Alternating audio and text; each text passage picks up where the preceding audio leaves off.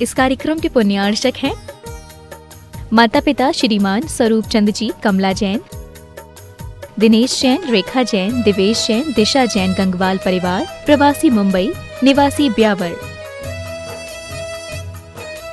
श्री रतन लाल जी, श्रीमती राजप्रभा, अशोक, ममता, आदित्य, रिद्धिमा, आकाश एवं विशाल सेठी, कोलकाता। श्री सुनील जी, श्रीमती आशा जी, विक्की, श्रेया, सिद्ध, अद्विता, हैदराबाद।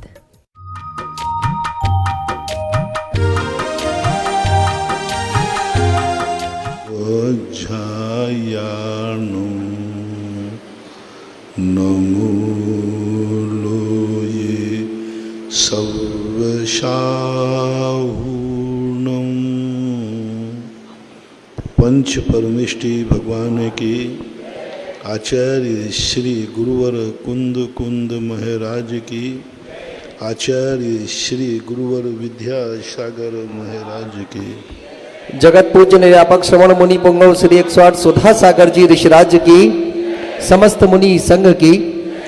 जिज्ञासा समाधान के सत्र में सर्वप्रथम जिज्ञासा के लिए मैं निवेदन करूंगा छुल्लक साम्य सागर महाराज श्री से कृपया वे अपनी जिज्ञासा पूज्य श्री के समक्ष रखें।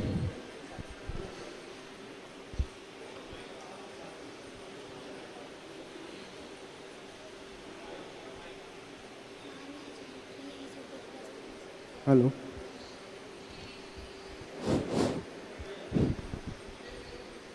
बोलो संत शिरोमणि आचार्य गुरु विद्यासागर जी महाराज ई जय। परम पूज्य स्वाट मुनि श्री सुधा सागर जी महाराज ई जय। मुनि संघ ई जय।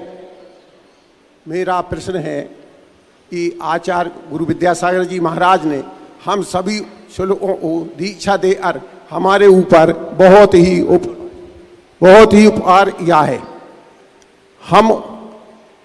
हमारा जन्म ही बदल दिया है और उसका प्रतिफल ये है कि आज हम ऊपर मंच पर बैठे हैं। मेरा प्रश्न ये है कि ये हमारा इस जन्म का पुण्य है या पूर्व जन्म का पुण्य है, कृपया बताने की कृपा करें। धर्म की कोई भी क्रिया कर्म के उदय से नहीं होती है, कर्म के क्षय उपशम से होती है। गुरु का मिलना पुण्य का उदय है। निमित्त जब भी मिलेगा पुण्य का उदय होगा, लेकिन निमित्त को जब भी व्यक्ति पहचानेगा तो कर्म के उदय से नहीं, क्षय उपशम से पहचानता है। जब व्यक्ति ये जान लेता है कि ये गुरु मेरा सच्चा है, और सच्चे गुरु की पहचान जब होती है व्यक्ति का, या तो कर्म का उपशम होता है या कर्म का क्षय उपशम होता है या क्षय होता है, तभी होता है। चारित्र मोहिनी कर्म के क्षयोपशम से आप लोगों को यह दशा प्राप्त हुई है।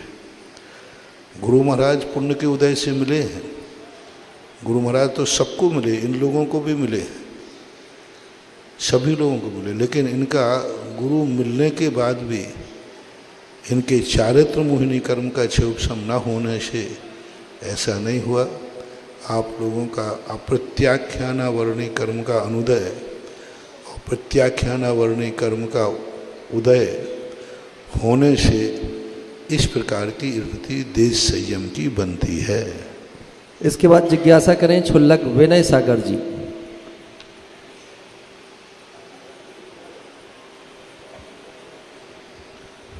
छुल्लक विनय सागर जी और उसके बाद आचार्य जी विद्यासागर जी मुनि महाराज की जय। मुनि सुधासागर जी महाराज की जय। नमस्तु महाराज जी, नमस्तु महाराज जी।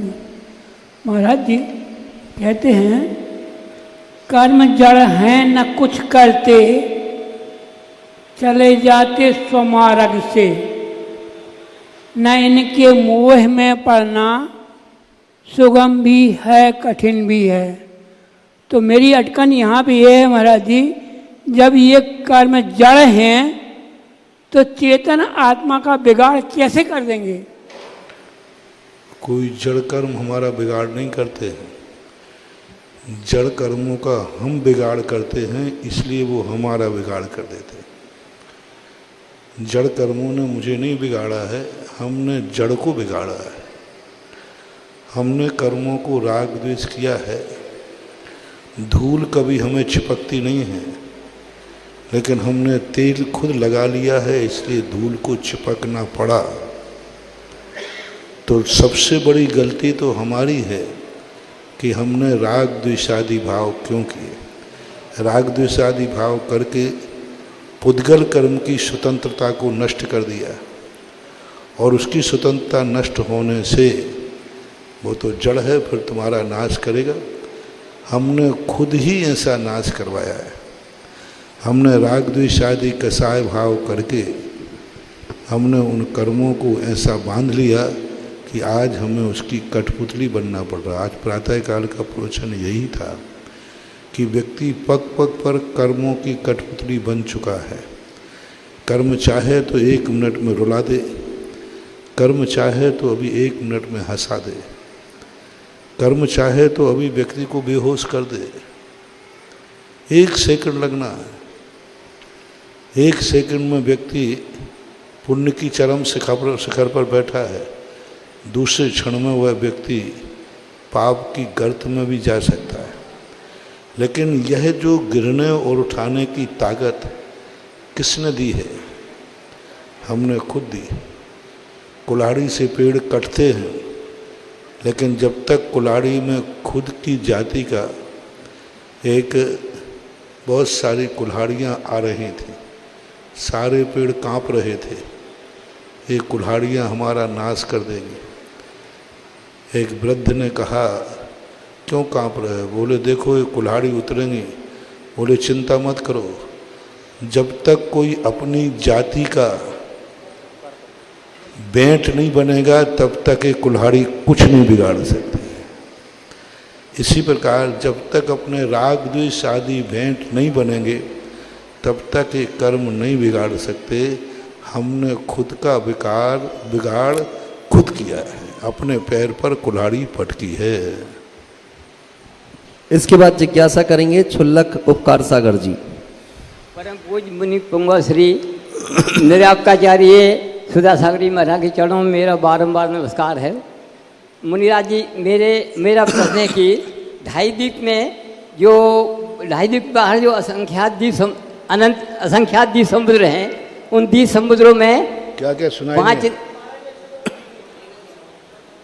ढाई द्वीप के बाहर जो मतलब असंख्यात द्वीप समुद्र हैं, तो उन द्वीप समुद्रों में 5 स्थावरों के अलावा कोई तरजीब भी होते हैं या नहीं होते? ढाई द्वीप के बाहर जितने भी असंख्यात द्वीप समुद्र हैं, उनमें असंख्यात त्रियंच संगी पंचेंद्री होते हैं, असंख्यात सम्यक दृष्टि होते हैं, भोग भूमिया जीव। ढाई द्वीप के बाहर जितने भी द्वीप हैं, समुद्रों में तो कुछ नहीं होता, समुद्रों में जलचर नहीं होते, समुद्र में तो माँ जलकाय जीव होते। ढाई द्वीप के बाहर विकलत्र नहीं होते, चींटे कीड़े मकोड़े नहीं होते, मात्र वहाँ पर जघन्य भोग भूमियाँ होती हैं और वहाँ पर त्रियंच रहते हैं। एक पल की आयु वाले त्रियंचों की स्थिति बनती है। कुचित कदाचित कोई देवता आदि, पूज्यवर वीरसेन स्वामी महाराज ने लिखा, कुचित कदाचित कोई देवता यहाँ के त्रियंच को उठा करके वहाँ फेंक देवे तो उसके साथ में जो विकलत्र कीड़े मकोड़े जा सकते हैं। इस अपेक्षा से उन्होंने घटाया। अंत में जो स्वयंभू रमण द्वीप समुद्र है, उस समुद्र में जलचर जीव रहते हैं, मगर मच्छ वगैरह, राघव मच्छ है, महामत्स्य है, 1000 योजन लंबा 500 योजन चौड़ा एक मत्स्य है, यानी मछली है, मगरमच्छ नहीं। अब 1000 योजन लंबा कितना बड़ा हो गया? 1 योजन छोटा सा भी मानो 2 कोस का, तो 1000 दूना 2 कोस, यानी 2000 कोस, और 1 कोस 1.5 मील का होता है, तो 3000 मील हो गया। और 1 किलोमीटर 1.5 का होता है, 1 कोस 2 का होता है, तो 2000 कोस 4000 मील, 4 का ड्योढ़ा 6000 किलोमीटर तो लंबी है एक मछली। 6000 किलोमीटर, 6 किलोमीटर नहीं, 6000 किलोमीटर लंबी और 3000 किलोमीटर चौड़ी, इतनी एक मछली है। एक महामत्स्य कहलाता है। तो वहाँ जो स्वयं समुद्र है उसमें जलचर जीव होते हैं, शेष समुद्रों में जलचर नहीं हैं। द्वीपों में वहाँ त्रियंश होते हैं, संगी पंचेंद्री, उनमें भी सम्यक दृष्टि जीव भी होते हैं, 2.5 द्वीप के बाहर भी। इसके बाद जिज्ञासा करें क्षुल्लक तात्पर्य सागर जी। परम पूज्य आचार्य भगवान श्री विद्यासागर महाराज की जय। परम पूज्य मुनि श्री निर्यापक सुधासागर महाराज की जय। प्रश्न हमारा यह है महाराज जी, कार्तिक अनुपेक्षा में आया है कार्तिक स्वामी ने कि मनुष्य के शरीर में 8 सेल पीप, 16 सेल खून और 24 मन विष्ठा, इस प्रकार 48 8 से मनुष्य के शरीर में 8 सेल पीप और पीप 8 किलो पीप, हाँ पीप 16 सेर खून और 24 सेर मन, इस प्रकार 48 किलो हुआ टोटल। तो ये किस अपेक्षा, किसी का वजन ही 85 किलो बन। एक स्वस्थ व्यक्ति का कहा है, बीमार आदमी का नहीं। एक स्वस्थ व्यक्ति के पूज्यवर शिवकोटि महाराज ने भगवती आराधना में ये वर्णन किया है, कितना मल, कितना मूत, कितना कफ, कितना शुक्र, कितना शोणित, उस सब का उन्होंने नाप दिया है, मापदंड दिया है। कौन सी धातु कितनी मात्रा में होती है एक स्वस्थ शरीर की, वो सब अपेक्षा से कहा है, तो उसमें कोई बाधा तो नहीं।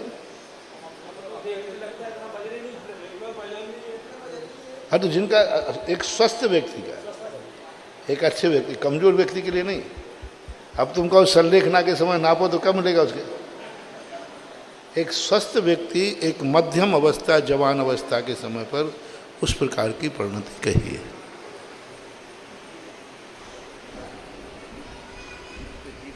इसके बाद जिज्ञासा करें क्षुल्लक वर्धन सागर जी।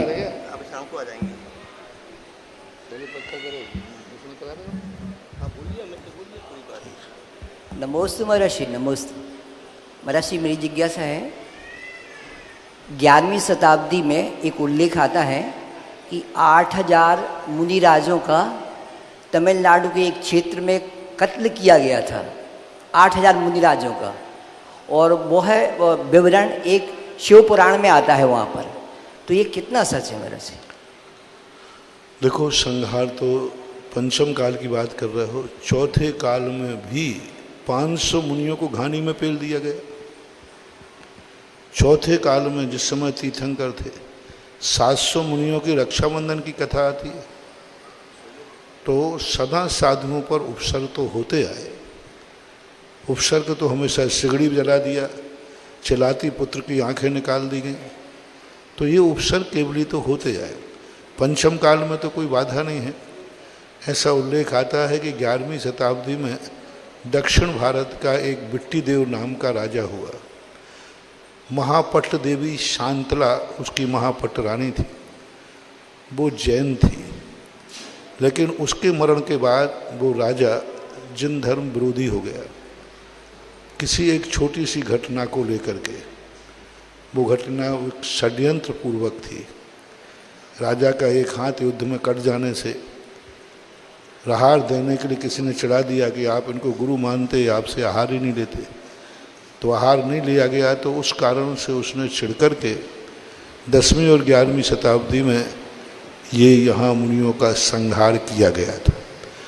दूसरा संहार मिलता है राजस्थान में खंडेला के अंदर, राजा खंडेल, वहाँ पर महामारी फैली। महामारी फैलने से राजा को किसी ने भड़का दिया, तो उसने दिगंबर साधुओं को, सारे राज्य में जितने साधु थे सबको कत्लेआम करके होम कर दिया। तब जिनसेन स्वामी दक्षिण भारत से आकर के राजा को अपनी शक्तियों से परिचित कराते कि देखो आपने इतने मुनियों का संहार किया लेकिन आपकी महामारी दूर नहीं हुई। यदि इन्हीं मुनियों महाराजों की आप पूजा करो तो फिर देखो। तो उन्होंने 5 दिन तक पंच परमेष्टि की पूजा राज दरबार में की और महामारी भाग गई। परिणाम ये हुआ कि राजा जैन धर्म से इतना प्रभावित हुआ कि उसने पूरे राज्य को जैनी घोषित कर दिया और उस समय जिनसेन स्वामी ने खंडेलवाल समाज की स्थापना की। जो खंडेलवाल जाति है ये 10वीं शताब्दी और 11वीं के बीच में इतने बड़ी कहानी डॉक्टर कस्तूर चंद जी कासलीवाल ने खंडेलवाल जाति का जैन इतिहास लिखा। उसमें ये सारे संहार की कथाएं हैं।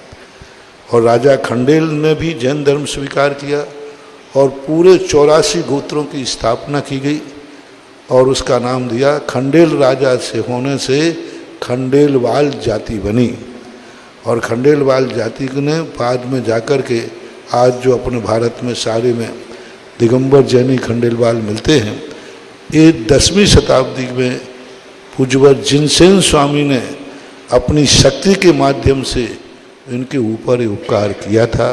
तो ये 2 उल्लेख 10वीं और 11वीं शताब्दी के मुनि संहार के मिलते हैं। इसके बाद जिज्ञासा करें छुल्लक सुयोग्य सागर जी। आचार्य भगवत विद्यासागर जी महाराज की जय। मुनि पुंगव सुधा सागर जी महाराज की जय। गुरुवर, ये प्रश्न जो है ये बहनों का प्रश्न है और अमरावती से आया वाला है, महाराष्ट्र से। उनका कहना है कि हम लोग ब्रह्मचारी व्रत आचार्य से लिया है, धारण किया है। हमारी 2री से लेके 7वीं तक की प्रतिमा भी है। फिर कि हमारा स्त्री पर्याय इसी भवन में छूट जाएगा क्या? और पर्याय कब छूटेगा? अब 7वीं प्रतिमा यदि आपने ले ली तो आप अच्छी तरह से निरतिचार व्रतों का पालन करो, क्योंकि प्रतिमाधारी का नियम से स्त्री पर्याय में जन्म नहीं होता है। यदि आपने 12 व्रत अंगीकार कर लिए हैं और निर्दोष रूप से पालन कर रहे हैं और आपने अपनी कसाय को शमन कर दिया है, अपनी कसाय एक पक्ष से ज़्यादा नहीं रखते हैं, तो आपका तो वैसे ही स्त्री पर्याय खत्म हो गई। इसलिए मैं तो कहता हूँ सभी स्त्रियों को कम से कम 12 व्रत लेकर के मरना चाहिए, जिससे स्त्री पर्याय में जन्म नहीं होगा। लेकिन वो 12 व्रत कैसे होना चाहिए? गुणस्थान परक होना चाहिए, सम्यक दर्शन पूर्वक होना चाहिए। यदि गुणस्थान परक नहीं है तो फिर गारंटी नहीं है, क्योंकि अनंग शराह 3000 वर्ष तक जंगल में रही और 3000 वर्ष तक इतनी सल्लेखना की कि सांप के मुठ में बैठ कर के भी धर्म का उपदेश दिया, तब भी उसका स्त्री पर्याय नहीं छिड़ी। पूज्यवर रवि शरण महाराज ने पद्म पुराण में एक आरिका माता का उल्लेख किया। आरिका बन गई, निर्दोष आरिका व्रत का पालन किया, लेकिन परिणामों में उसकी विशुद्धि न आने से उसे पुनः उसने मन में एक निदान बंद किया। परिणाम स्वरूप उसे पुनः स्त्री पर्याय में जाना पड़ा। तो व्रतों के साथ यदि कसाय पर कंट्रोल हो जाए तो स्त्री पर्याय विच्छेद को प्राप्त हो सकती है। इसके बाद जिज्ञासा करें छुल्लक प्रशम सागर जी। हे गुरुदेव, आपके चरणों में बारंबार नमोस्तु नमोस्तु नमोस्तु। हे स्वामी जी, जो प्रतिक्रमण में हस्तिपाल राजा की सभा से सिद्ध भये, तो महाराज जी वो स्थान कहाँ हैं और कौन सी जगह और सिद्ध सभा से सिद्ध भी हो जाते हैं? हस्तिपाल राजा के संबंध में कोई विशेष प्रकार का इतिहास नहीं मिल रहा है। कोई सभा तो हस्तिपाल की रही है जहाँ पर मुनियों का जैन धर्म का बहुत बड़ा प्रभाव था। अब हस्तिपालपुर 2 ही बात संकेत में जाते हैं। हस्तिनापुर का नाम मिलता हस्ती नागपुर, एक दिया। दूसरा हाथी गुफा उड़ीसा के अंदर उदयगिरी खंडगिरी है, वहाँ राजा खारवेल के द्वारा बहुत शिलाएँ लिखी हैं। वहाँ एक हस्तीपाल का नाम का उल्लेख शिलालेख में मिलता है और वहाँ बहुत सारे मुनियों की वसतिकाएँ बनाई गई हैं और मुनि महाराज, आचार्य महाराज बैठ करके वहाँ बैठ करके स्वाध्याय करते थे। वो स्वाध्याय सभा पत्थर को खोद के बनाई गई, गुफाएं बनाई गई, साधुओं को लेटने के लिए बराबर पत्थर में कटिंग की, उसी पत्थर में उन्होंने तकिया बनाई और ऐसी गुफाएं हैं कि एक होल खोल दो तो हवा पूरी गुफा ठंडी हो जाती है और वो होल बंद कर दो पूरी गुफा ठंड से रहित हो जाती है। ऐसा एक हत्तीपाल नाम की राजा का उदयगिरी खंडगिरी में शिलालेख मिलता है, लेकिन अब वो स्थान कहाँ है, कैसा है, ये आज के इतिहास से गायब है। अब कल की तिथि जबलपुर वालों के लिए एक अविस्मरणीय तिथि बनने जा रही है। विगत दिनों में जब जगत पूज्य निर्यापक श्रमण मुनि पुंगव श्री 108 सुधा सागर जी ऋषिराज के समक्ष दयोदय तीर्थ के पदाधिकारी पहुंचे और पूज्य श्री के चरणों में उन्होंने आग्रह किया कि महाराज श्री दयोदय तीर्थ में अब एक ऐसे भवन की आवश्यकता है जहां बाहर से आने वाले यात्री रुक करके साधु वृंदों के लिए चौके लगा सके, जहां रुक कर के लोग साधु वृंद को आहार दान देने का सौभाग्य प्राप्त कर सके। ऐसा कोई भवन दयोदय तीर्थ की भूमि पर अभी हमें दिखाई नहीं देता। पूज्य श्री के चरणों में जब दयोदय तीर्थ के पदाधिकारियों ने निवेदन किया और पूज्य श्री ने अपनी वाणी के माध्यम से प्रेरणा प्रदान की, तो मात्र 10 मिनट के अंतराल में संपूर्ण संस्कार धानी के लोगों ने लगातार अपने नामों की घोषणा कर दी और उस भवन के लिए जितने आवश्यक नाम हमें दान दातारों के जरूरी थे वो मात्र 10 मिनट में हमें प्राप्त हो गए। ये पूज्य श्री की कृपा हम सब पर उस दिन हुई। अब कल की तिथि में जब प्रातःकाल हम सभी लोग यहाँ पर उपस्थित होंगे, जगत पूज्य निर्यापक श्रमण मुनि पुंगव श्री 108 सुधा सागर जी ऋषिराज के प्रातःकाल प्रवचन होंगे। प्रवचन प्रातः 8 बजे प्रारंभ हो जाएगा और ठीक उसके पश्चात अतिथि गृह का भूमि पूजन एवं शिलान्यास का कार्यक्रम आयोजित होने जा रहा है और इस पूरे कार्यक्रम को विधि विधान से संपन्न करने के लिए बाल ब्रह्मचारी प्रदीप भैया जी सुयस अपना प्रतिष्ठाचार्यत्व प्रदान करने के लिए हमारे बीच उपस्थित होने जा रहे हैं। समग्र समाज से मेरा निवेदन होगा, कल का कार्यक्रम दयोदय तीर्थ के लिए एक मील का पत्थर साबित होने वाला है। इस कार्यक्रम में संस्कार धानी जबलपुर का हर व्यक्ति सम्मिलित हो और देखे कि पूज्य श्री की कृपा जब बरसती है तो एक नया अध्याय दयोदय तीर्थ में किस तरह से सृजित किया जाता है, उसे देखने के लिए कल प्रातः आप सभी लोग उपस्थित होंगे। और इसी चर्चा से जुड़ी एक और चर्चा हमारे बीच आ गई। जब पूज्य श्री बहोरी बंद में विराजमान थे और चर्चा हो रही थी कि भेड़ा घाट में पंचकल्याणक प्रतिष्ठा महोत्सव होना है, तब बहोरी बंद के पदाधिकारियों ने पूज्य श्री के चरणों में निवेदन किया कि वहां के अतिशयकारी भगवान शांतिनाथ का जिनालय अब बहुत प्राचीन हो चुका है। भगवान शांतिनाथ के जिनालय का परिसर बहुत छोटा दिखाई देता है और 40 वर्षों से लगातार इस बात का इंतजार लोग कर रहे थे कि कब वो घड़ी आए, कब वो समय आए कि भगवान शांतिनाथ का जिनालय विराट स्वरूप में हम सारे लोग देख सके। तो पूज्य श्री ने पदाधिकारियों का जब ये आग्रह देखा तो बहोरी बंद तीर्थ क्षेत्र, जिसे पूज्य श्री ने चमत्कारोदय तीर्थ क्षेत्र नाम दिया, उस स्थान को प्रवास प्रदान किया और वहां पर उस तीर्थ की परिकल्पना को एक विशाल स्वरूप प्रदान करते हुए विशाल जिनालय का आशीर्वाद प्रदान किया। और यह तीर्थ ऐसा तीर्थ बनने जा रहा है जिसे देखने के लिए पूरे भारतवर्ष के लोग एक ना एक बार बहोरी बंद तीर्थ अवश्य आएंगे। 29 तारीख की तिथियों में चमत्कारोदय तीर्थ क्षेत्र बहोरी बंद में भगवान शांतिनाथ का अभिषेक होने जा रहा है। मैं इस क्रम को जोड़ना चाहूंगा कि 29 तारीख को चमत्कारोदय तीर्थ क्षेत्र में भगवान शांतिनाथ का महामस्तकाभिषेक होगा और 31 तारीख की तिथि से भेड़ा घाट में भगवान शांतिनाथ के जिनबिंब की प्राण प्रतिष्ठा का पंचकल्याणक प्रारंभ होगा। इन दोनों कार्यक्रमों के लिए पूज्य श्री का आशीर्वाद और भेड़ा घाट में तो साक्षात सानिध्य भी मिलने जा रहा है। तो महाराज श्री हम सारे लोग अब ये नहीं समझ पा रहे हैं कि इस वर्ष भगवान शांतिनाथ से भगवान शांतिनाथ की युति कैसे बनी कि आपका बहोरी बंद आगमन हुआ और भेड़ा घाट पंचकल्याणक की भी भूमिका तैयार हो गई। निमित्त कुछ ऐसे होते हैं जो अनायास मिलते हैं और मिलते जब हैं जब लोगों की भावनाएं, आप देखो जबलपुर के संबंध में कोई कैसा भी कुछ कहे, लेकिन मुझे जबलपुर की समाज पर बहुत बड़ा विश्वास है। नेताओं पे नहीं, कमेटियों पे नहीं, नेता इनके तो भगवान ही मालिक है। ये तो कसायों से भरे हुए रहते हैं, राग द्वेष से भरे हुए रहते हैं, इनके मन निर्मल नहीं होते। लेकिन मैं तो पब्लिक की बात करता हूँ कि थोड़ा सा संकेत पूज्य गुरुदेव की तरफ से हुआ। अध्यक्ष कैलाश जी हैं, कैलाश जी थे और नेता सतीश, कमलेश, ये लोग आचार्य के पास गए तो अध्यक्ष ने कहा कि मुझे बुला करके आचार्य ने का आशीर्वाद दिया कि एक देवोदय में ऐसी अतिथिशाला हो जो क्षुल्लकों के लिए, क्योंकि कुछ दिन पहले हमारे संघ के यहाँ महाराज आए, उनको हम व्यवस्था नहीं दे पाए, चौके वालों को चौके लगाने का स्थान नहीं दे पाए।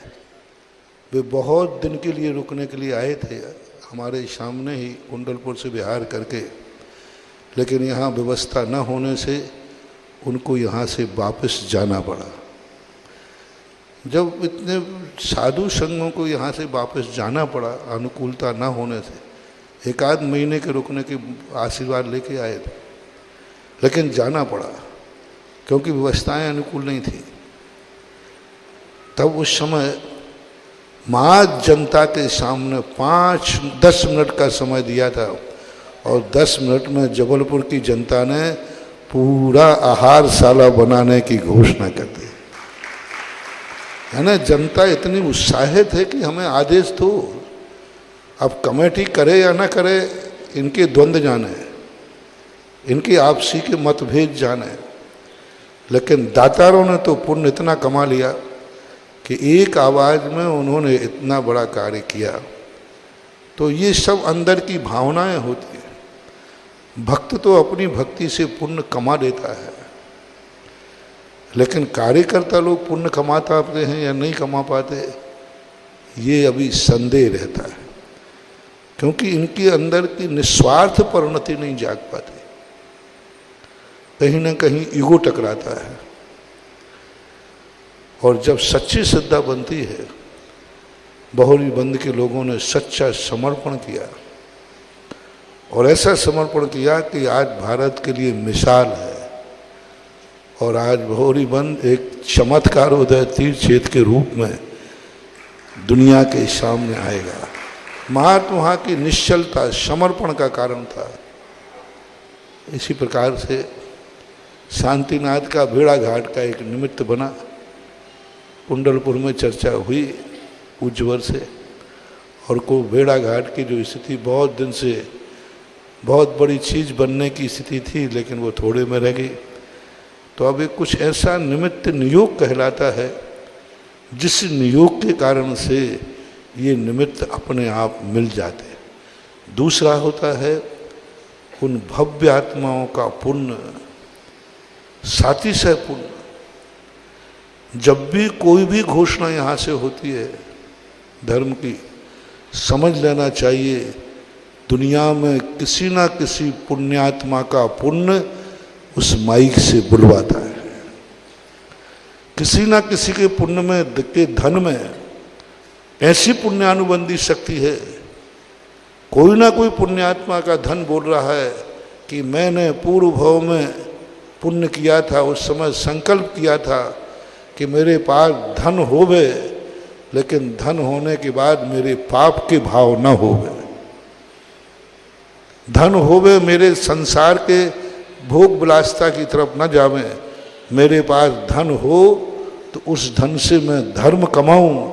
ऐसा परिणाम जिन पुण्यात्मा कर लेते हैं, उन पुण्यात्माओं के कारण से ये सारे नियोग मिलते हैं। पंचकल्याणक में ऐसे ही पंचकल्याणक नहीं होते। उन जो इंद्र बनते हैं उनके पुण्य से पंचकल्याणक घोषित होता है, महाराज के पुण्य से नहीं, भगवान के पुण्य से नहीं।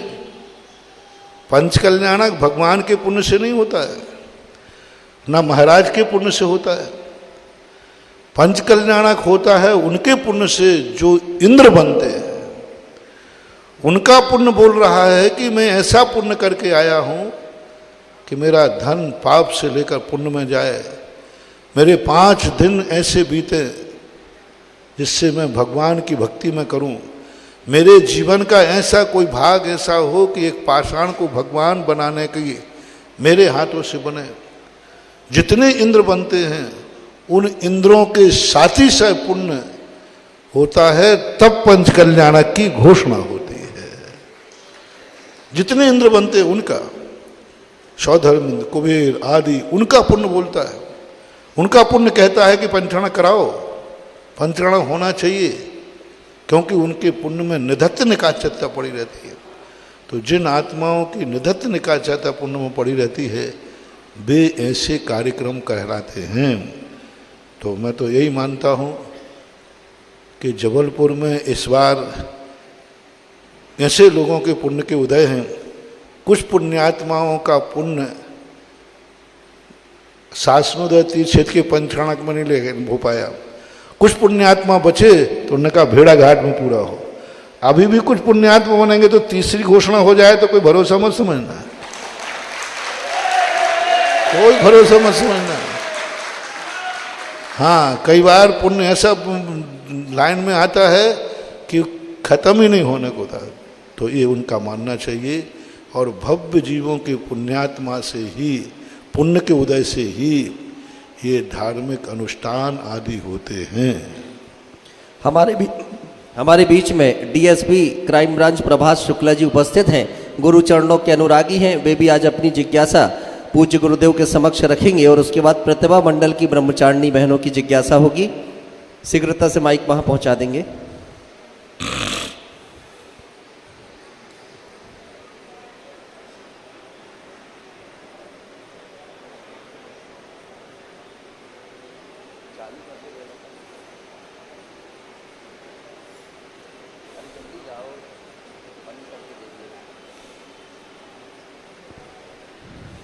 शीघ्रता से पहुंचाएं वहां पर।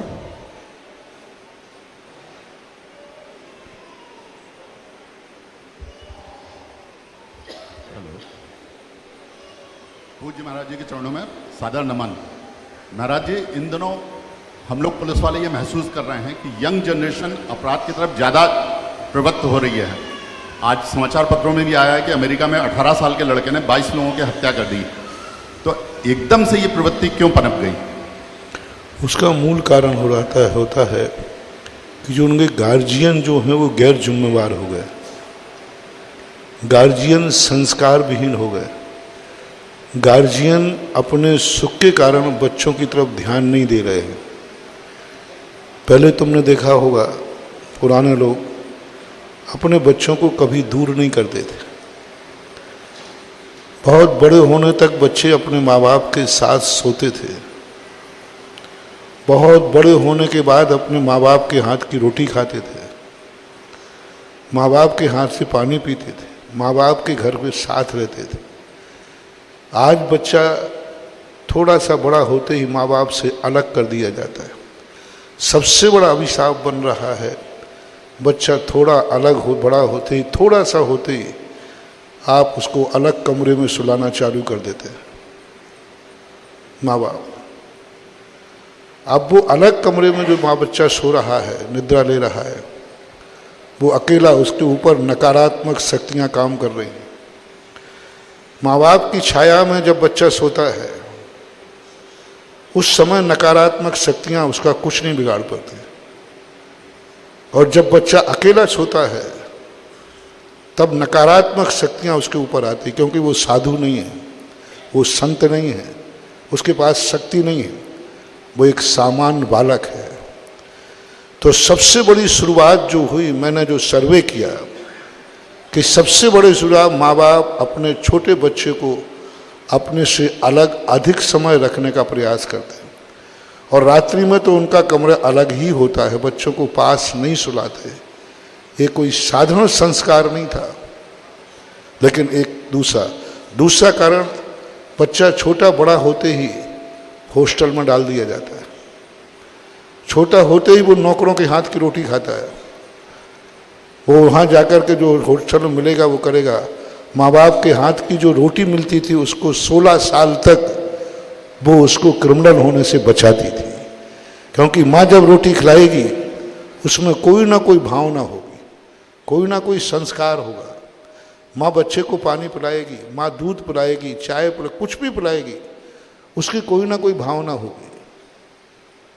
ये परिणाम, तो मैं तो ये कहता हूँ कि आज का युवा जो क्रिमिनल हो रहा है उसमें मूल कारण है माता पिता से बच्चे की दूरियां। जितना जल्दी बच्चा माँ बाप से दूर होगा वह बच्चा उतना ही अपने जीवन में क्रिमिनल होगा, स्वार्थी होगा, किसी को भी वह मानने को तैयार नहीं होगा, वो अपने बड़ों के भी खिलाफ हो जाएगा। वो अपने बड़ों को मार, बताते उसने दादी को भी मार दिया, दादी को भी मार दिया, वो किसी को भी मार देगा, क्योंकि उसके पास कोई संस्कार ही नहीं, उसने शुरू से बचे। आप उस बच्चे का संस्कार देखना। बच्चे को माँ अंगूठा चूसने से मना करती है, क्यों? जो बच्चे अंगूठा चूसते हैं वो क्रिमिनल होंगे, वो एकाकी होंगे, वो माँ बाप को कभी गिनती नहीं करेंगे, वो अपनी मस्ती में मस्त रहेगा, बहुत अपनी मस्ती में मस्त रहेगा। या तो वो बहुत बड़ा संत बन करके सारी दुनिया से दूर उठ कर ऊपर चला जाएगा, और या फिर वो सारी दुनिया को मिटा करके स्वयं सत्ता स्थापित करना चाहेगा। हिटलर होगा, हिटलर होगा, वो सारी दुनिया को मिटाकर अपनी सत्ता स्थापित करेगा, और या फिर सारी दुनिया से दूर हटकर अपने आत्मा का कल्याण करेगा। जो बच्चे बचपन में अंगूठा चूसते हैं, इसलिए माँ मना करती है अंगूठा मत चूसो। तो ये कुछ संस्कार ऐसे हैं जिन कारणों से युवाओं की बुद्धि हो रही है। और आज देखना, आपके बच्चे, आपके पास जो उम्र आपके पास रहने की है वही उम्र में बच्चे आपसे, आज का कल्चर ऐसा हो गया, आज की पढ़ाई लिखाई ऐसी हो गई, तो जीवन। और कभी अलग करना भी पड़ता था तो पहले तो माँ बाप बच्चे को अलग करते थे, उसके पास भेजते थे जो माँ बाप से भी ज़्यादा गुणवान है, ज़्यादा शक्तिमान है, जैसे गुरु महाराज गुरुकुलों में जाते थे। अब गुरु महाराज गुरुकुल में जाएंगे तो गुरु माँ बाप से ज़्यादा समर्थवान है, और वही गुरु उन अपने शिष्यों को, जो गुरु होते थे, अपने कभी भी गुरु जब गुरुकुल में होते हैं, गुरु शिष्यों के साथ शयन करते हैं, शिष्यों के साथ भोजन करते हैं, शिष्यों के साथ पर्यटन को जाते हैं, शिष्यों को साथ लेके जाएंगे। इधर माँ बाप साथ नहीं है तो वहाँ गुरु साथ है। तो ये मैंने जो इसको खोजा है, क्योंकि कई बार ऐसी स्थितियाँ बनती हैं, वो इसी का कारण बनता है। और भी कारण हो सकते हैं, इनमें एक दो कारण मैंने आपको बताए जो कि वस्तुतः हमें चेतना चाहिए, गार्जियन को इस पर विचार करना चाहिए। इसके बाद प्रतिभा मंडल की दीदी जी की जिज्ञासा होगी।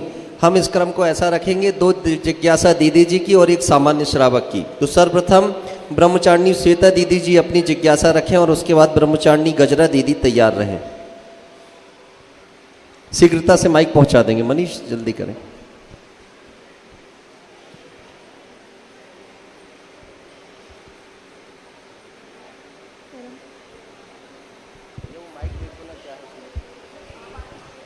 परम पूज्य महाराज श्री के चरणों में आत्मा का एक एक अविभागी प्रतिच्छेद परमाणु प्रतिक्षण कोटिशः नमोस्तु करता है। नमोस्तु महाराज श्री, नमोस्तु।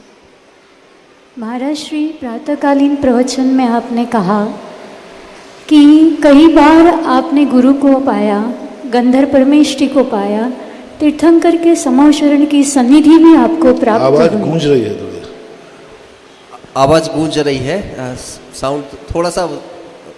हाँ दीदी आप बोले। प्रातः प्रवचन में आपने कहा कि हमें कई बार गंधर्व परमेष्टि, तीर्थंकर भगवान, सद्गुरु की शरण प्राप्त हुई, उनको पाकर हम धन्य हुए। लेकिन जब शिष्य को पाकर गुरु धन्य होता है तो उसका बेड़ा पार होता है। आचार्य भगवान के जीवन में यह अक्षरशः सत्य है और यह अक्षरशः चरितार्थ होता हुआ दिखाई देता है। आपने अपने जीवन के स्वर्णिम क्षणों को आचार्य भगवान के चरणों में बिताया है। आपने आचार्य जी के उन साधना कौन से ऐसे आचार्य भगवान के साधना गुणों को आपने देखा जिससे आप अभिभूत हो गए और आपके जीवन में भी उनको आपने अपना लिया? नमोस्तु महाराज। आचार्य श्री के जीवन के ऐसे कौन से क्षणों से आप प्रभावित हो गए थे कि आपका भी जीवन रूपांतरित हो गया? इस उनका कोई एक गुण हो तो बताऊं, उस संपूर्ण गुणों के भंडार हैं, मैं किसे बताऊं? किसी एक गुण को कहूं तो दूसरे गुण का अपमान है, एक नियत को कहूं तो दूसरी नीति उनकी अपमानित होती है। इनका संपूर्ण जीवन गुणों से भरा हो, उसके किसी एक गुण को नहीं छांटना चाहिए, उनको हमेशा संपूर्ण द्रव्य गुण पर्यायों से देखना चाहिए। पूज्यवर कुंदकुंद भगवान ने कहा, महान आत्माओं को द्रव्य गुण और पर्यायों तीनों से जानो। यदि मैं गुणों से जानता हूँ तो पर्याय गुण होती है, पर्याय से जानता हूँ तो द्रव्य गुण होता है, और जब द्रव्य गुण पर्यायों से जानता हूँ तो असीम हो जाते हैं, सीमा ही नहीं होती। और रही बात जो गुरु को आह्लाद होने की बात है, शिष्य तो सदा से गुरु को पाकर आह्लादित होता आया है, क्योंकि उसके ऊपर उनके उपकार होते हैं, उन्होंने उसको उठाया हुआ रहता। वो तो स्वार्थी होता है शिष्य हमेशा स्वार्थ से भरा हुआ है, क्योंकि उसको बहुत कुछ मिला है, बहुत कुछ उसने पाया है, जमीन से आकाश में पहुंचा है, वो आह्लादित क्यों नहीं होगा? लेकिन कभी गुरु शिष्य को पाकर के आह्लादित हो जाएं तो वह शिष्य की एक बहुत असाधारण विशेषता है। और हर शिष्य को एक ही साधना करना चाहिए, एक ही तपस्या करना चाहिए कि मैं ऐसा कुछ करूं जिस पर मुझे नहीं, मेरे गुरु को गर्व हो। हर बेटे को एक भाव होना चाहिए कि मैं जिंदगी में ऐसा करूं जो मुझे नहीं, मेरे माँ बाप को गर्व हो, और उनको गर्दन ऊंची उठे कि मेरे बेटे ने ऐसा किया जिस पर मुझे गर्व है। तो जो अपने गार्जियन को गौरवान्वित करता है, उसका गौरव, उसका भविष्य उज्जवल होता है। गार्जियन को गौरवान्वित करो, जिनका हमारे ऊपर उपकार है, जिनकी हमारे ऊपर छाया है, जिनकी बदौलत हम हैं,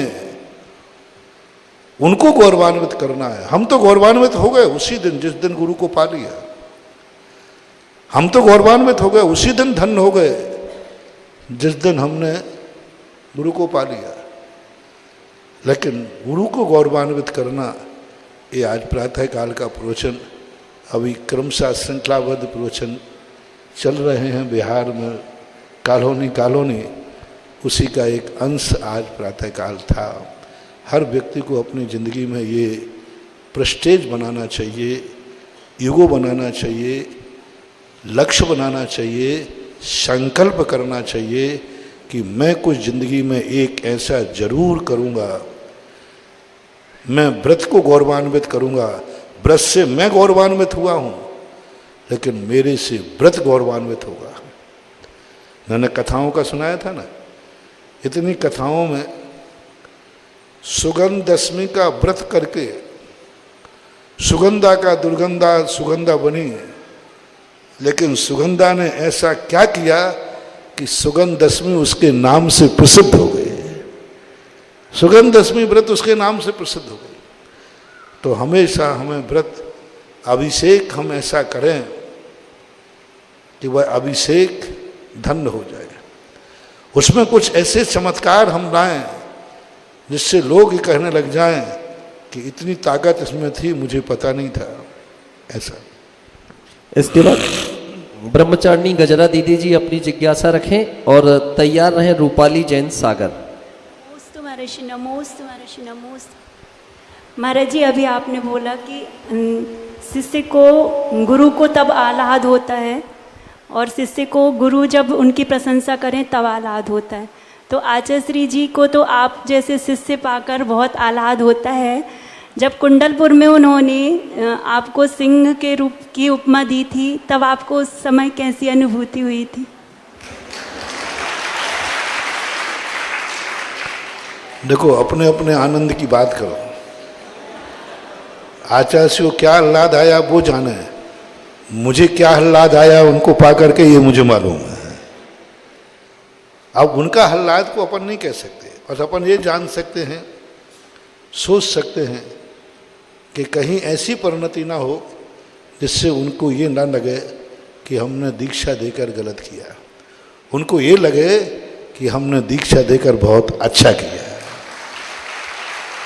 तो ऐसी परिणति के लिए अब ये सब चीज़ें, कुछ ऐसी चीज़ें होती हैं जो शब्दों में बांधी नहीं जाती। ये आनंद गूंगे के गुड़ के समान होता है। जो आनंद लिया जाता है, बखान करने से उस आनंद की गरिमा कम होती है।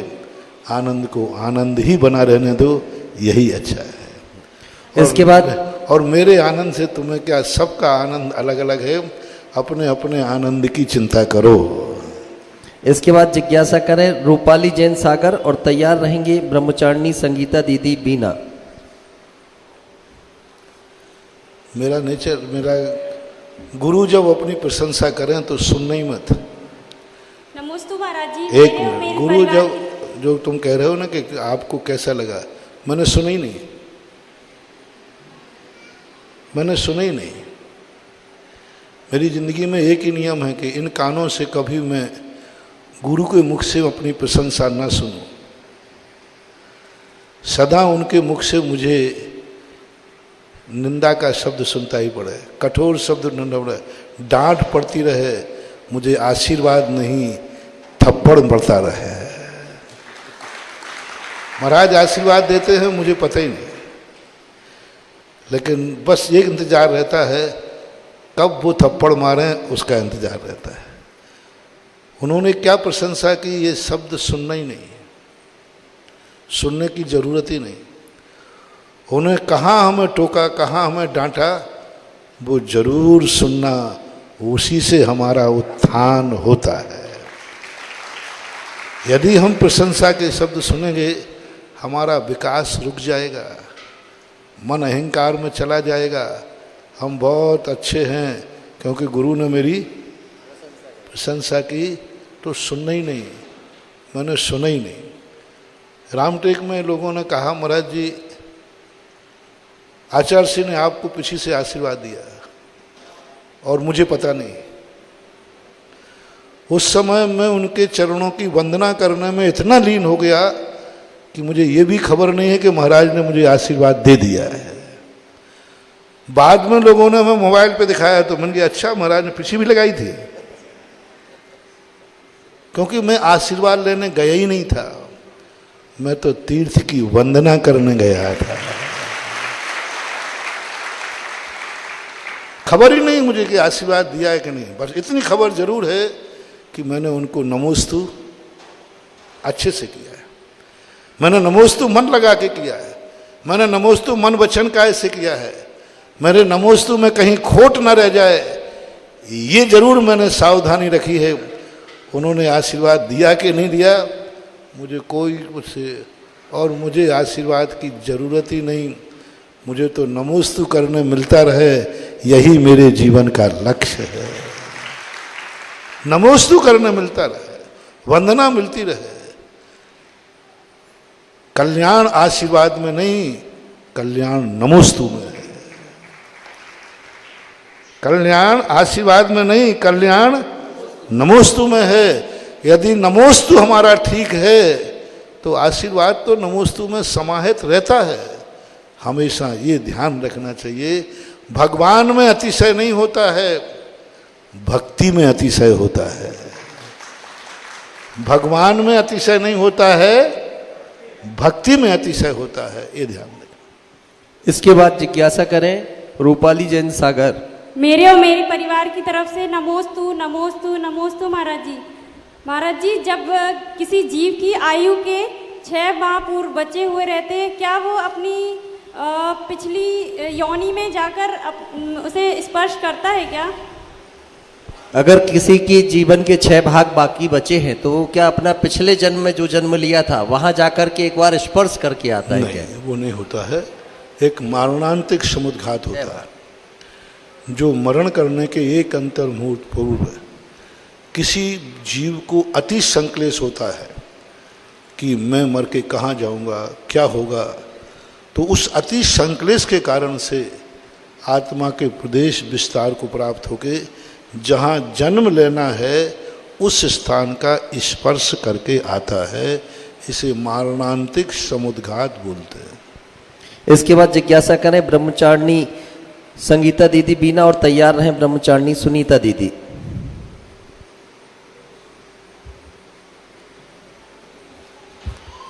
मुनिश्री के चरणों में मेरा बारंबार नमोस्तु नमोस्तु नमोस्तु। महाराज श्री, मेरी जिज्ञासा है कि तीर्थंकर ग्रस्त अवस्था में नमोकार मंत्र का उच्चारण नहीं करते हैं, परंतु पारसनाथ भगवान ने सर्प के जोड़ों को नमोकार मंत्र सुनाया था। कृपया समाधान दीजिए। यहाँ 2 बातें ध्यान रखना। पहली बार नमोकार मंत्र ही सुनाया है, ऐसा कोई प्राचीन शास्त्रों में उल्लेख नहीं मिला। कुछ कथाओं में भट्टारकों ने इसका उल्लेख मिला है। दूसरी बात, नमोकार मंत्र का उच्चारण नहीं करते ऐसा आगम में नहीं आया। यदि हम भगवान महावीर से केवल ज्ञान के समय पूछें कि महामंत्र कौन सा है, तो भगवान की वाणी में नमोकार मंत्र आएगा। नमो रिहंताणम हमें सुनाई पड़ेगा। तो नमोकार मंत्र सुनाने में कोई बाधा नहीं है, जपते नहीं है, ध्यान नहीं करते। नमोकार मंत्र सुना देने में क्या बाधा है? वो शब्द हैं और सुना सकते, वो जानते। जाप नहीं करते, ध्यान नहीं करते नमोकार मंत्र का, लेकिन सुनाने में कोई बाधा नहीं है। ऐसा एक कुछ अर्वाचीन आचार्यों ने इस प्रकार का उल्लेख किया है, तो भी आगम से कोई बाधा नहीं आती है, क्योंकि नमोकार मंत्र सुनाने में उनके तीर्थंकर के पद पर कोई दोष नहीं आता। इसके बाद जिज्ञासा करें ब्रह्मचारिणी सुनीता दीदी और तैयार रहें महिला मंडल छिंदवाड़ा। परम पूज्य निर्यापक मुनि पुंगव श्री महाराज जी के चरणों में बारंबार नमोस्तु नमोस्तु नमोस्तु। मंचासीन विराजमान चुल्लक जी महाराज जी के चरणों में इच्छामी इच्छामी इच्छा। महाराज जी, हमारी जिज्ञासा है, बार अमरकंटक में जयपुर के पदयात्री आए थे और उन्होंने आचार्य श्री को राजस्थान में बुलाने के लिए निवेदन किया। तो आचार्य श्री ने कहा, मैंने ऐसा हीरा भेजा है डंके की चोट से, और ऐसा हीरा भेजा है कि आपको मतलब ये सुनकर के कैसा लगा होगा महाराज जी। और जब पहली बार आप राजस्थान गए तो उस टाइम आपको कैसा लगा? पहली बात, मैंने पहले ही कहा कि ये शब्द मैंने सुना ही नहीं। मैंने तो ये सुना है कि मैंने एक मूर्ख पत्थर भेजा है। ये सुना ही नहीं, मैंने सुनना ही नहीं, मुझे याद ही नहीं रखना। और दूसरी बात है, गुरु क्या जान रहे हैं, क्या सोच रहे हैं, वो उनके ऊपर रखना। अपन को तो एक ही विचार करना है कि कहीं कोई कमी है, 1 नंबर भी कम है तो 1 नंबर को भी पूर्ण करना है। अब राजस्थान की कहानी तो बहुत लंबी चौड़ी है, कभी कोई संस्मरण आता है तब बात याद आ जाती है। अब ऐसे तो क्या कहना, राजस्थान बहुत अच्छा स्थान है, बहुत बढ़िया है। शुरुआत में तो ठीक नहीं लग रहा था, अब तो बहुत अच्छा स्थान है, बहुत अच्छी समाज है, बहुत बढ़िया लोग हैं, सब बढ़िया हैं। और अपना तो एक ही निर्णय है, स्वयं अच्छे हैं तो दुनिया अच्छी है। हमारे गुरु ने एक मंत्र दिया है, अपनी अवस्था ठीक रखना, व्यवस्थाओं की चिंता मत करना। अवस्था सही है तो व्यवस्थाएं सब अपने आप हो जाती हैं। तो राजस्थान क्या, बुंदेलखंड क्या, सब एक ही समान है। कश्मीर से कन्याकुमारी तक भारत एक जैसे ही है, कहीं कुछ अधिक है, कहीं कुछ 19-20 है, ऐसा मानना चाहिए। तो राजस्थान तो बहुत अच्छा प्रांत है। बुंदेलखंड से MP से लगा हुआ तो है ही, ज़्यादा दूर थोड़ी है। महिला मंडल छिंदवाड़ा की सदस्य खड़े हो जाएं और सभी के नाम छिंदवाड़ा के हमें बहुत सारे मिले हैं लेकिन समय सीमित है। नीलम जी जिज्ञासा करें, साथ ही कविता बाजल भी खड़े हो जाएं, भारती बाजल भी खड़े हो जाएं, सरोज जी खड़े हो जाएं, ज्योति कौशल और सभी महिला मंडल और एक जिज्ञासा करें। सभी छिंदवाड़ा वालों की ओर से नमोस्तु महाराज जी, नमोस्तु महाराज जी। सभी शुल्लक महाराज जी को इक्षामि महाराज जी। महाराज श्री, निधत्ति और निकांक्षित कर्म क्या होते हैं और ये निधत्ति निकांक्षित कर्म कैसे बनते हैं, और हम प्रयास करें कि ये बंधे ना, और ये पुण्य रूप और पाप रूप भी होते हैं। निधत्त निकाचित कर्मों का बंध जब होता है जब व्यक्ति किसी कार्य को करने के लिए अपने लिए मिटने मिटाने को तैयार हो जाता है। मैं मिटूं तो मिट जाऊंगा, इसे मिटा के रहूंगा। मैं बर्बाद हूं तो हो जाऊंगा लेकिन इसे बर्बाद करके रहूंगा। तो ऐसा परिणाम जिस कार्य के समय आता है उस समय निधत्त निकाचित कर्मों का बंध होता है। पुण्य कर्म में भी निधत्त निकाचित होते हैं। मैं ये पुण्य करके रहूंगा चाहे भली मेरा जीवन जाए तो जाए। मैं व्रत नहीं तोड़ूंगा चाहे मरना पड़े तो मर जाए। मैं नियम नहीं तोड़ूंगा, मरना पड़ेगा तो मर जाऊंगा। जैसे कि खादिर भीद ने किया था कि मैं कौए के मांस का त्याग किया, मैं नियम नहीं तोड़ूंगा, मरूं तो मर जाऊंगा। तो ऐसे समय पुण्य निधत्त निकाचित कर देना। धर्म कार्य में जब व्यक्ति अपना सब कुछ मिटाने को तैयार होता है तो पुण्य में निकाचित होते हैं। पाप कर्म में होता है तब निधत्त निकाचित होते हैं। ये निधत्त निकाचित कर्म जीव को कई बार बन जाते हैं। वे अपना फल दे करके ही नष्ट होते हैं, अथवा जब श्रेणी में चढ़ता है तो अष्टम गुण स्थान में यदि पहुंच जाए तो निधत्त निकाचित करण का विच्छुत्ति हो जाती है। ऐसा क्या? इसके बाद जिज्ञासा करें ब्रह्मचारिणी शिल्पा दीदी और तैयार रहें ब्रह्मचारिणी नीतू दीदी। परम पूज्य आचार्य भगवान के चरणों में नमोस्तु नमोस्तु नमोस्तु। मुनि श्री के चरणों में नमोस्तु नमोस्तु नमोस्तु। मंच पे विराजमान शुल्लक महाराज जी को इक्षामि इक्षामि इक्षामि। महाराज जी, एक दोहे का अर्थ है, समझने का प्रयास करना है। दुर्लभ गुरुमुख से वचन, दुर्लभ गुरु मुस्कान, दुर्लभ गुरु आशीष है, दुर्लभ से दुर्लभ रहा गुरु गरिमा गुणगान। महाराज जी, गुरु गरिमा गुणगान तो हम शिष्यों को करना ही है, आप करते ही हैं, तो ये तो बहुत इजी टास्क है। लेकिन गुरु के मुख से वचन मिलना, उनका आशीर्वाद मिलना, ये दुर्लभतम होना चाहिए। तो ये तो उल्टा हो गया। दीदी जी, एक बार और दोहे को आप स्पष्ट रूप से थोड़ा कविता नहीं बोले, भाव बोले। भाव बता दें। महाराज श्री, भाव ये है, दुर्लभ गुरु मुख से वचन, गुरु के मुख से वचन मिलना, उनका आशीर्वाद मिलना, उनका सानिध्य मिलना, ये दुर्लभ, बहुत दुर्लभ होना चाहिए। लेकिन इस दोहे में ऐसा, दुर्लभ से दुर्लभ रहा गुरु गरिमा गुणगान। ये तो हम पे, हमारी शिष्यों पे है। हम तो गुणगान करते ही हमेशा 24 घंटे आचार्य श्री के नमोस्तु और उनका गुणगान करते, तो ये इजी होना चाहिए। लेकिन इसमें ऐसा है कि गुरु मुख से वचन, ये तो सरल हो गया। ये मतलब दोहे का भाव समझ में नहीं आया ये वाले हमें। मुझे भी समझ में नहीं आया क्या पूछना चाहिए। बाजी, गुरु का मालूम हो गया, गुरु का मिलना, गुरु के वचन मिलना दुर्लभ तुम दोनों में। अंत में क्या पूछना चाहते हैं? बाजी ये है कि एक मिनट,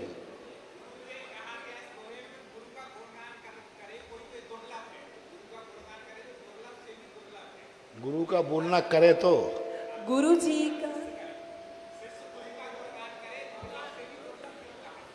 शिष्य गुरु का गुणगान करे सरल है, तो सरल है। हाँ। और गुरु से आशीष मिलना, वचन मिलना, उनकी दिव्य ध्वनि घेरना, ये हमारे लिए सबसे कठिन होना चाहिए। लेकिन इस दोहे में उन्होंने जो बनाया है वो उल्टा भाव रख दिया।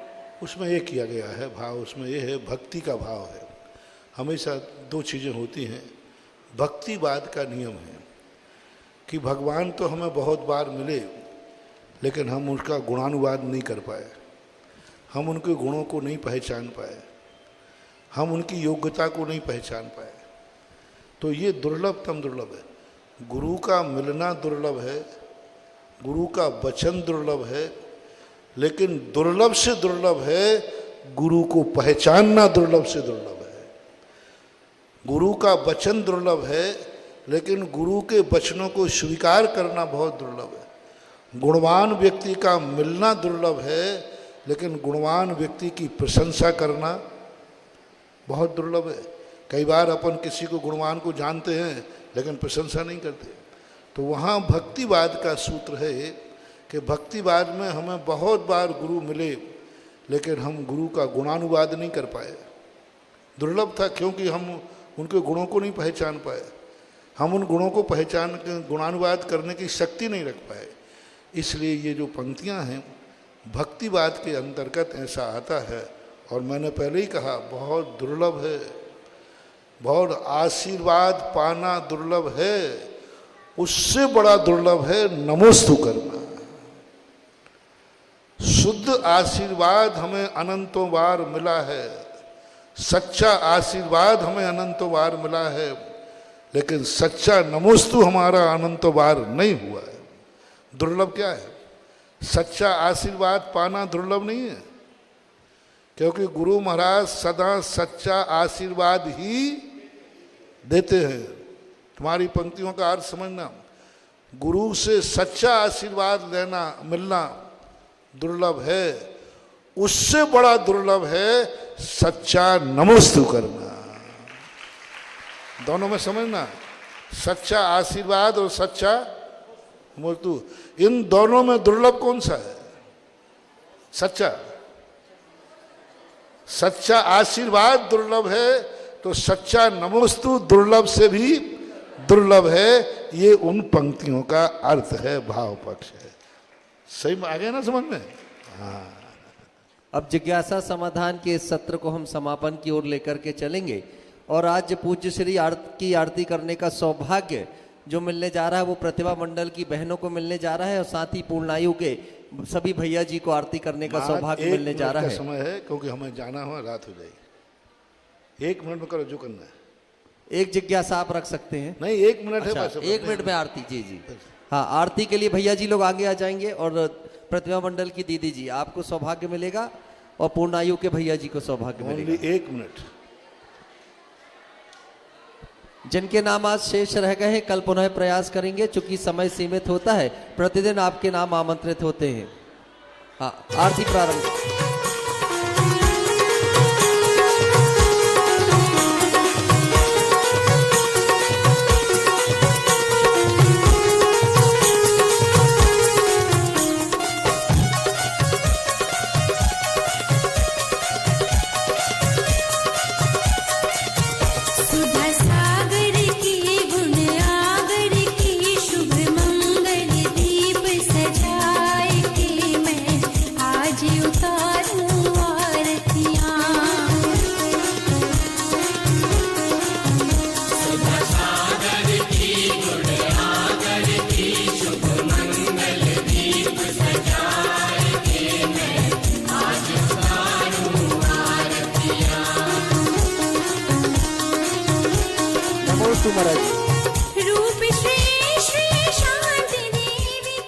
बोलिए जगत पूज्य निरापक श्रमण मुनि पुंगव श्री 108 सुधा सागर जी ऋषिराज की।